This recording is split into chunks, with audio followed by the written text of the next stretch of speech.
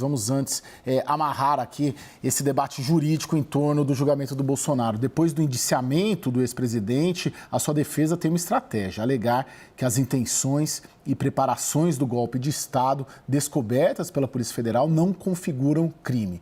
Veja na reportagem do Saulo Tiossi.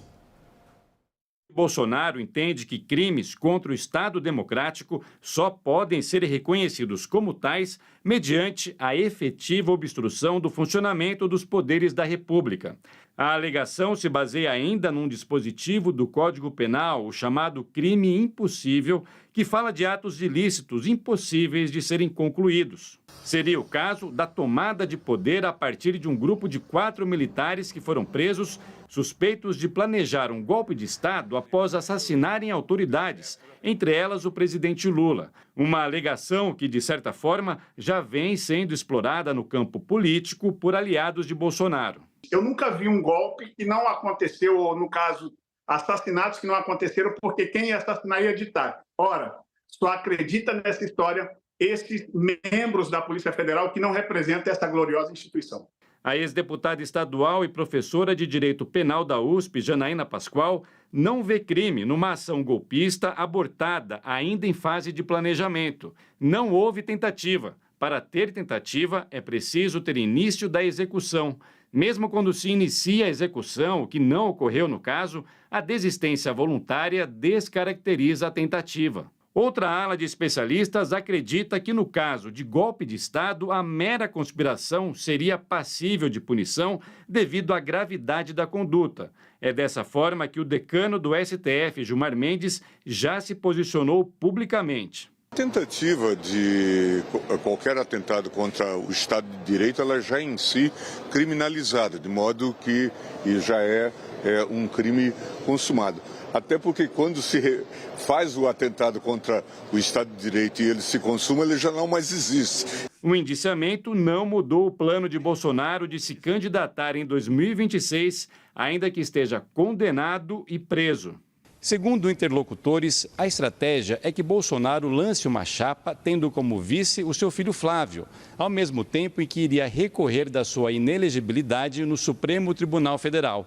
Esgotados todos os recursos, o vice passaria a ser o candidato e Bolsonaro iria tentar transferir para ele as intenções de voto.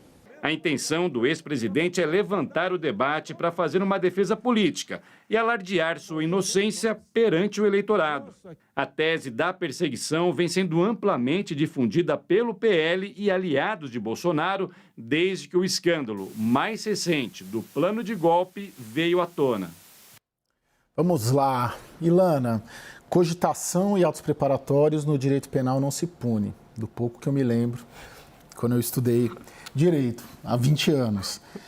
Mas os atos executórios e, obviamente, a consumação são passíveis de punição. Do que nós temos de informação sobre o relatório, o indiciamento, dá para cravar que o que aconteceu foram, sim, atos executórios e, portanto, passíveis de punição, de prisão e de condenação?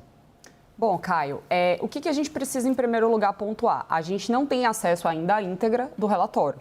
O relatório está sob sigilo, então tudo que a gente discute até hoje são informações que vieram a público pela imprensa. Mas, de tudo que veio a público, o que a gente consegue perceber é que não se fala apenas em um ato isolado. A gente tem um conjunto de atos que começa desde antes, inclusive, das eleições, né? Que é um conjunto de desacreditar o sistema eleitoral brasileiro, depois de se reunir com embaixadores no exterior para dizer que o sistema eleitoral brasileiro não era confiável, atos que se concretizaram no dia da eleição, de impedir ali que determinadas pessoas fossem conduzidas até a votação, né? Que conseguissem votar, e outros atos que aí a gente descobriu agora, né? A alegada tentativa de matar representantes democraticamente eleitos e um ministro do TSE e do STF, e atos também que culminaram com o 8 de janeiro. Sem esquecer, claro, que a gente tem o episódio das joias, né, que, em tese, segundo a Polícia Federal, serviria aí para municiar economicamente o clã ali numa viagem que foi feita para o exterior, segundo, claro, sempre pensando na versão trazida pela Polícia Federal, que ainda, obviamente, vai ser objeto de contestação pela defesa. Mas, enfim, todo esse conjunto de atos que a gente tem, a gente já pode começar a falar, sim, em um crime de tentar abolir o Estado Democrático de Direito e de ir contra, né, um governo democraticamente eleito. Por quê? Porque aí já são atos que você tem uma concretização, você tem pessoas envolvidas em alta patente, você tem diversas reuniões, você tem planos colocados em prática, tudo lembrando, claro, segundo a versão aí que está trazida. Então, a gente não está falando só de uma mera preparação. E o que a gente precisa também pontuar é que esse crime, como já foi dito aqui, ele é um crime que a tentativa dele já é punível. O legislador usou o que aqui a gente chama de uma técnica de antecipação punitiva, né?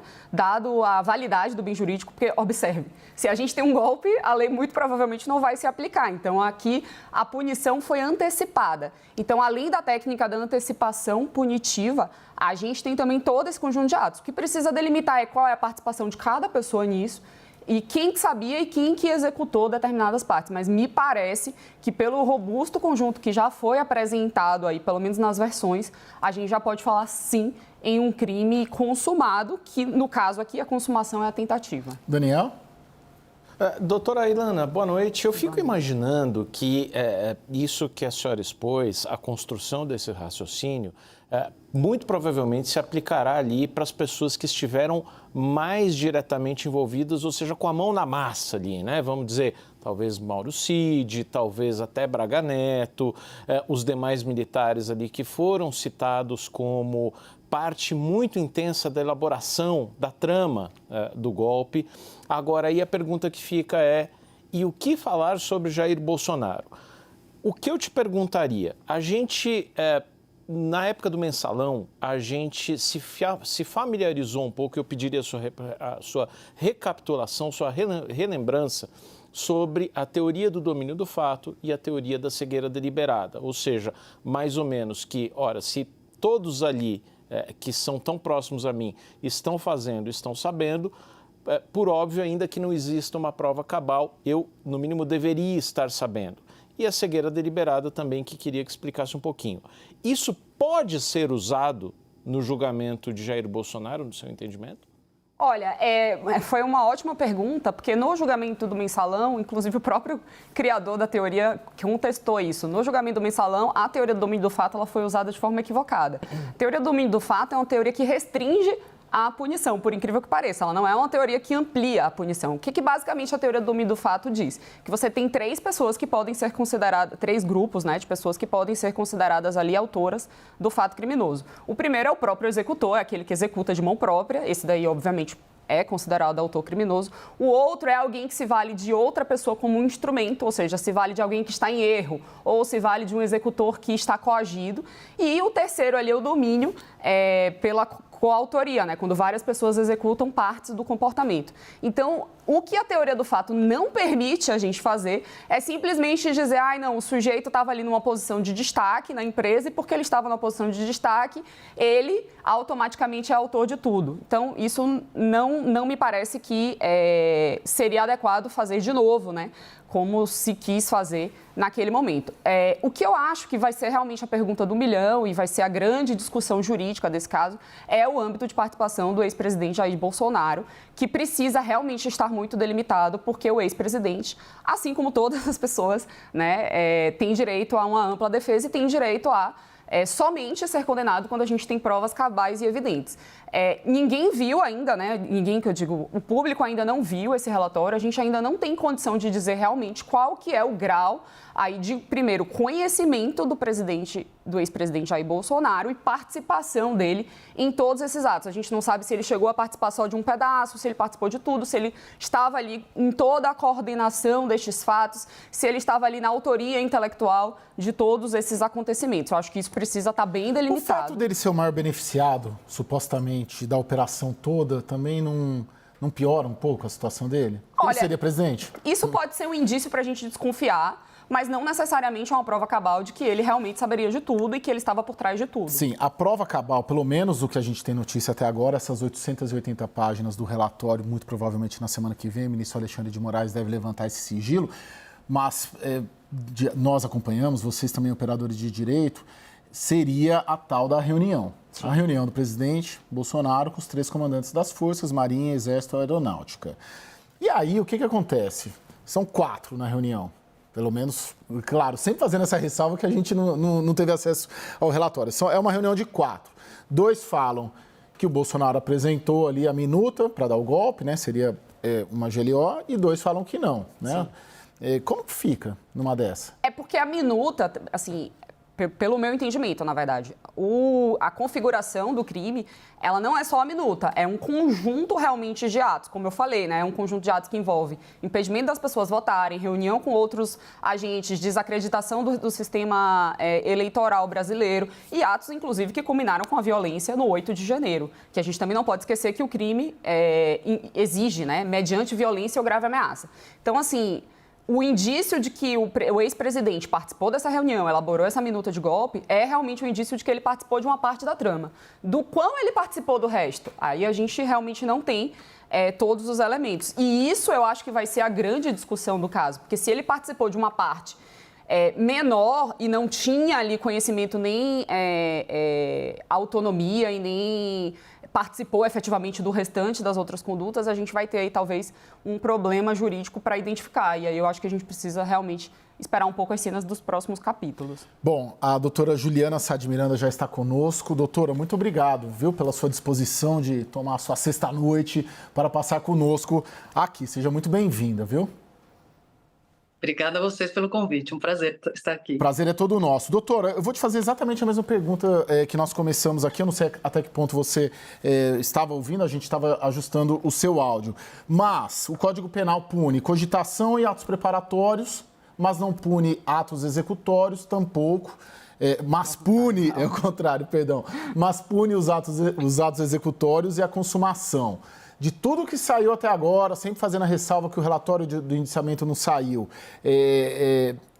essa trama golpista, suposta trama golpista, até agora é passível, sim, de condenação? Está claro que houve ali a inserção no artigo 359-L do Código Penal, tentar contra o Estado Democrático de Direito?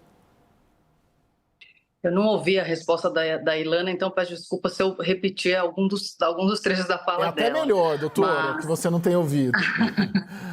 Não ouvi mesmo. Mas o Código Penal, ele prevê a tentativa para todos os crimes, né? Então, todos os crimes é possível, tem a forma tentada. É uma previsão do artigo 14 do Código Penal. Então, por exemplo, um homicídio tentado. Quando uma pessoa, por exemplo, tenta matar alguém, mas não consegue. Então, todos os crimes, eles têm a sua previsão legal como sendo um crime consumado, e caso ele não seja consumado, você tem a tentativa. O que chama muita atenção nesses crimes especificamente, que estão sendo falados bastante, tanto a abolição violenta do Estado Democrático de Direito quanto o golpe de Estado, é que o crime, a descrição do tipo penal, é tentar. Diferentemente de todos os outros crimes que a gente tem, tanto no Código Penal quanto na legislação extravagante, o crime, quando você vê o tipo penal, é tentar depor por meio de violência ou grave ameaça, etc. E o outro é tentar, com emprego de violência, abolir o Estado Democrático de Direito. E, assim, no meu entender, o legislador previu a forma tentada porque, caso, de fato, essa ação se consume, já não vai mais haver o Estado Democrático de Direito. Então, o que se pune, o que o legislador visou punir aqui, foi de fato a tentativa. Então, são os dois únicos crimes que têm, na sua descrição, qual é a conduta, né, qual é o tipo penal mesmo, que tem a previsão da tentativa. Não tem um outro tipo penal como esse. Doutora então, Juliana, na mesma descrição do 359-L, diz que é necessário, eu estou colocando aqui o que eu ouço do entorno do Bolsonaro e da defesa, diz que seria necessário para, pelo menos, começar a execução, a ação violenta ou a grave ameaça. E que, segundo a defesa do Bolsonaro, isso não estaria presente neste caso. Seria necessário uma ação violenta ou uma grave ameaça? Ou já está configurado que houve uma ação violenta ou uma grave ameaça? Nós não vimos os autos, né? Nós, advogadas, não vimos os autos, o relatório ainda está em sigilo, então nós não temos elementos suficientes para dar uma opinião com toda certeza. Mas, do ponto de vista teórico, o que se visa punir aqui é a tentativa. E aí a discussão vai ser se houve, de fato, a tentativa ou não. Se houve, se sabe que o plano não foi colocado em ação, né? Então, se viu todos os atos ali, se são atos preparatórios ou se são atos executórios, vai ser uma discussão jurídica que vai permear, inclusive, a decisão da PGR sobre o oferecimento de denúncia ou não. Mas a questão que se coloca aqui é se eles, de fato, simplesmente ter o plano, começar a seguir as pessoas, já constituem atos executórios ou se são apenas atos preparatórios. Porque eu vi opiniões de colegas dizendo que os atos preparatórios não são puníveis, e é verdade, né? Então, num crime comum, por exemplo, eu penso em matar alguém. Você esse pensamento, ou eventualmente você até vai até a casa da pessoa, mas não mata a pessoa, esse seu pensamento não é considerado sequer uma tentativa. Então, esse argumento, por exemplo, para o crime de homicídio, que está sendo aventado, houve uma tentativa de matar o presidente, o vice-presidente, esse raciocínio está correto, porque os atos preparatórios, nesse caso, não são puníveis. Diferentemente, o crime do 359L, ele prevê a tentativa. Então, toda a discussão vai girar em torno de o que é uma tentativa nesse crime específico, para esse tipo penal, e o que são meros atos preparatórios. Acho que nós não temos ainda elementos, essa parte eu vi da fala da Ilana, nós não temos ainda elementos para saber exatamente o que aconteceu, né, para a gente poder dizer, do ponto de vista jurídico, se foram atos preparatórios ou se já podem ser considerados como atos executórios. Doutora Ilana, enfim, nessas conversas nesses últimos dias com juristas e advogados, eu senti também uma possível polêmica, vamos dizer assim, uma discussão sobre o artigo 15 do Código Penal de desistência voluntária, né? Ou seja, tramaram tudo, mas na hora H teriam desistido e que a desistência voluntária também poderia eximi-los de culpa. Isso pode ser aplicado, uma desistência voluntária nesse caso? Claro, sem conhecimento dos autos. Olha, se foi uma desistência voluntária de começar os atos de execução, vamos dizer assim, talvez, mas assim, aqui o crime tentado já é punível, entendeu?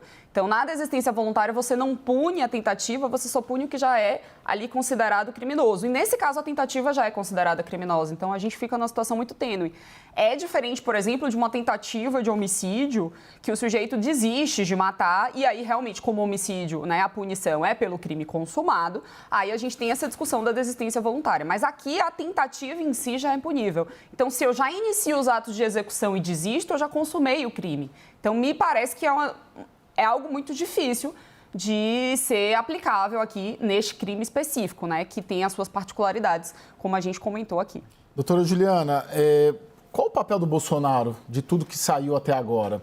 Eu acho que a situação dele jurídica é muito complicada, independentemente dos aspectos políticos aqui envolvidos nesse julgamento, o fato dos confrontos entre Bolsonaro e o Supremo vai julgar o Bolsonaro. Mas, tecnicamente, de tudo que foi visto até agora, a situação do Bolsonaro perante esse julgamento, qual é? Novamente, isso depende, claro, das provas que a investigação conseguiu angariar. Então, assim, o que se sabe que veio a público é que um colaborador disse que o Bolsonaro sabia, que participava, que teria sido um mentor intelectual. Como nós vimos bastante na Lava Jato, a simples palavra de um colaborador por si só não é suficiente para uma condenação. Talvez seja suficiente para envolver a pessoa na investigação né, se essa fala for corroborada por elementos dos autos que estão já carreados aos autos, que foram angariadas pela Polícia Federal durante o inquérito, aí pode ser que ele seja visto, sim, como mentor intelectual desse crime. Mas isso vai depender de prova, né? Então, se de fato for provado, se houver elementos que provem a participação dele, que ele de fato tinha uma participação primordial e que ele de fato era um mentor intelectual dessa tentativa de golpe, aí sim ele estaria numa situação delicada, uma situação bastante difícil do ponto de vista jurídico. Daniel? Queria ouvi-las a respeito dessa polêmica que envolve, ou dessa discordância que envolve direita e esquerda sobre o papel de Alexandre de Moraes. Ele pode ser efetivamente vítima, acusador e juiz ao mesmo tempo? Ilana, primeiro? Olha, o que eu já li aqui, enfim, de vários argumentos, é que, na verdade, quando você fala no crime contra o Estado Democrático de Direito, você não está falando de uma vítima pessoa física, né? Você está falando de uma vítima coletiva, que seria aí a coletividade. Então, neste caso aí, o ministro não seria considerado vítima e ele poderia, sim, permanecer na relatoria dos fatos. Por outro lado, há quem defenda, né, que ainda que o crime seja de bem jurídico coletivo, né, a democracia, o Estado Democrático de Direito, o ministro está envolvido ali nos fatos e isso poderia comprometer, de alguma forma, o julgamento. Seria interessante que ele não participasse destes julgamentos. Então, a gente está, na verdade, nessa divergência aí jurídica desses dois lados que apontam essas duas respostas, né? Juliana?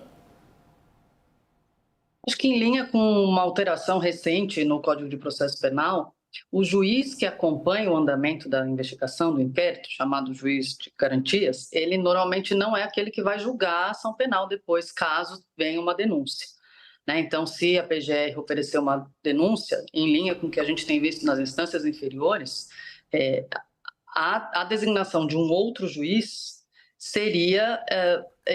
assim, do ponto de vista técnico-processual, sem nenhuma opinião política aqui, seria bastante em linha com o que a gente vê nas instâncias inferiores e que os operadores de direito, tanto advogados, independentemente de esquerda ou direita, mas juízes, promotores, defendem de haver um juiz que fique presidindo a investigação, então seja o responsável por apreciar eventuais mandados de prisão, quebra de sigilo bancário, quebra de sigilo telefônico, e um outro juiz seja o responsável pela fase da ação penal. Então, seria uma alternativa que, do ponto de vista jurídico, mesmo técnico, processual, seria interessante de aplicar nesse caso também.